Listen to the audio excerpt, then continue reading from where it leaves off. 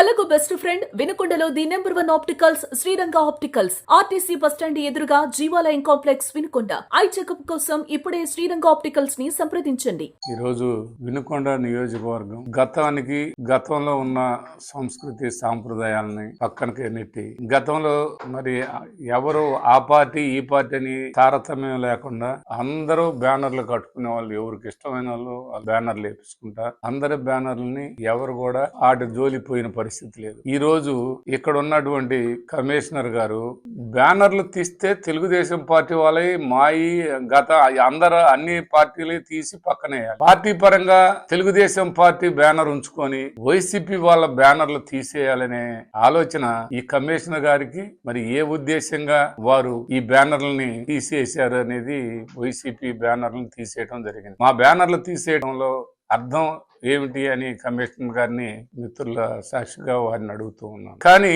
ఈ రోజు స్థానిక ఎమ్మెల్యే గారు కూడా మరి బ్యానర్లు ఆ సంస్కృతి ఎక్కువ బ్యానర్లు కట్టుకునే సంస్కృతి ఆయనదే, ఎక్కువ ఆయన బ్యానర్లే ఉంటాయి, దాన్ని మీ ఎవరు కాదనం. నీ బ్యానర్లు కట్టుకో, ఇంకైతే ఎవరు బ్యానర్లు ఇవ్వడానికి ఇల్లేదా? అదేమన్నా మీరు జీవో చేశారా? దానికి ఏమన్నా బ్యానర్ కట్టుకోవాలంటే మున్సిపాలిటీ కమిషనర్ గారికి డబ్బులు ఇవ్వాలా? వాళ్ళు డబ్బులు ఇచ్చేసుకున్నారా అని చెప్తాడంట. ఎవరు డబ్బులు ఇచ్చేసుకున్నారు? ఆ రసీదులు ఏమైనా ఉంటే గవర్నమెంట్ కట్టిన రసీదులు ఏమైనా ఉంటే చూపించండి. గవర్నమెంట్ కి అంత కట్టారు. ఈ దాదాపుగా ఈ సంవత్సరం 20 నెలల కాలంలో తెలుగుదేశం పార్టీ వాళ్ళు బ్యానర్లే ఏర్పాటు చేస్తున్నారు. వాళ్ళే నిండుగా కట్టుకుంటే వాళ్ళు ఏమైనా డబ్బులు ఇస్తున్నారా మీకు? మరి మీరు ఎమ్మెల్యే గారు మీకేమన్నా జీవో చేశారా?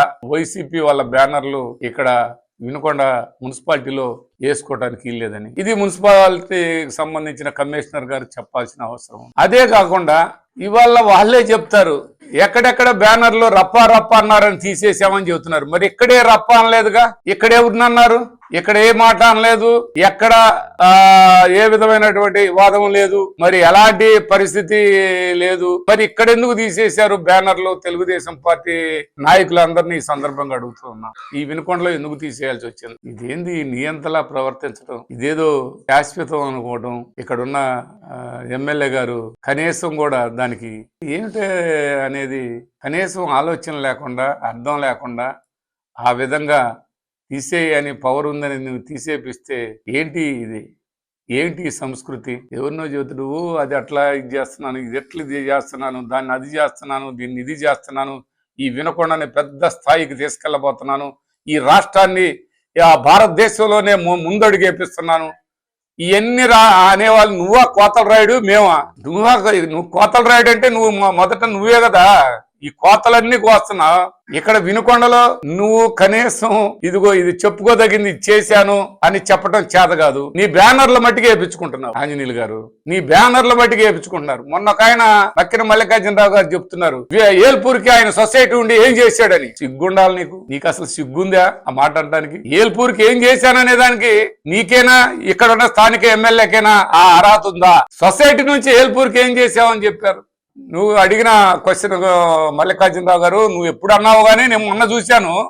మీరు మీ స్థాయి పెద్ద కంచర్లకి పరిమితం. మీ స్థాయిలో మాది పెద్ద కంచర్ల ఊరు అని చెప్తావు. ఈ గోనుగుంటూరుపాలెం మాదే, కోటప్ప నగరం మాదే, ఆ పిరవాలపల్లె నాది, పెద్ద కంచర్ల మాదే అని చెబుతూ పెద్ద కంచర్ల సొమ్ము దోపిడీ చేస్తూ ఆ పెద్ద కంచర్ల 700 ఎకరాల చెరువుని నీ ఇష్టారాజ్యం వచ్చినట్టుగా దోపిడీ చేసుకుంటూ నీ ఇష్టారాజ్యంగా ఆ పెద్ద కంచర్ల చెరువుని తింటుంది నువ్వు. ఆ పెద్ద కంచర్లకి కనీసం తాగునీరు నువ్వు ఇవ్వగలిగావా అని అడుగుతూ ఉన్నాను. ఆ రోజు తెలుగుదేశం పార్టీ వాళ్ళు బోర్లేసి ఊరికి ట్రాక్టర్లతో దోల్తామని అన్నారు. ఎంత ఈ చిత్రం చూడండి. బోర్లేసి ట్రాక్టర్లతో నీళ్లు దోల్తారంట. 600 ఎకరాల చెరువుని అక్కడ పెట్టుకొని కనీసం 2 ఎకరాలు, కనీసం ఎకరంలో ట్యాంకు చేసి ఊర్లోకి పైపు లేనేసి, ఊరికి పై భాగాన చెరువు ఉంది కొండ మీద ఉన్నట్టు, ఒక పైపు లేనేసి మీరు బ్రహ్మనాయుడు చేయలేదని బ్రహ్మనాయుడు అక్కడి నుంచి ఇక్కడ దాకా రోడ్డు వేసాడు, కాలనీ రోడ్లు వేసాడు. ఆ రోడ్డు నీ వల్ల మీ ఆంజనేయుల వల్ల చేత కాకపోతే నేనేసాను. అది ఆ పెద్ద కంచెర్లను అడగండి, మీరు చూస్తున్నారు. అదే కాకుండా పెదకంచెర్లకి మీరు చెప్పుకోదగింది ఏం చేశారు అని అంటే, చెప్పుకోదగింది చెరువు అనే ఒక 700 ఎకరాలు 600 ఎకరాల నుంచి 700 ఎకరాలు అది రిజిస్టర్ చేయించుకొని బ్యాంకులో పెట్టుకొని కోట్ల రూపాయలు తెచ్చుకొని సంవత్సరానికి కోట్ల రూపాయలు ఆ చెరువు మీద ఆదాయాన్ని తెచ్చుకుంటున్న మీరు బ్రహ్మనాయుడు ఏం చేశాడు ఏల్పూరికి అనే మాట మాట్లాడినారంటే ఇది ఎంత అసహ్యంగా ఉందో అర్థం చేసుకోవాల్సిన అవసరం ఉంది. మీరు పెదకంచెర్లకి చెరువు భూమి దాదాపు 50 ఎకరాలు కలుపుకున్నాడని మీ ఊరోళ్ళు మీరు మీ అందరికీ తెలిసిందే. మీ నాన్న 100 ఎకరాలు చేయాలనుకుంటే నువ్వు 150 ఎకరాలు చేయాలని 50 ఎకరాలు చెరువు భూమిని కలుపుకుంది మీరు. బ్రహ్మనాయుడి మీద ఆడ పోరంపోక కలుపుకున్నాడు, ఈడ పోరంపోక కలుపుకున్నాడు. తీసుకోండి వాళ్ళు ఏమన్నా ఉంటే. ఇవాళ నువ్వు 50 ఎకరాలు, నీ 50 ఎకరాల సంగతి ఏంటి? పెదకంచెర్లలో పుట్టిన ప్రతి ఒక్క బిడ్డకి, ప్రతి ఒక్క చిన్న చన్న బడుగు బలహీన వర్గాల ప్రతి పేదవాడికి, ప్రతి రైతుకి పెదకంచెర్ల చెరువులో భాగం ఉంది.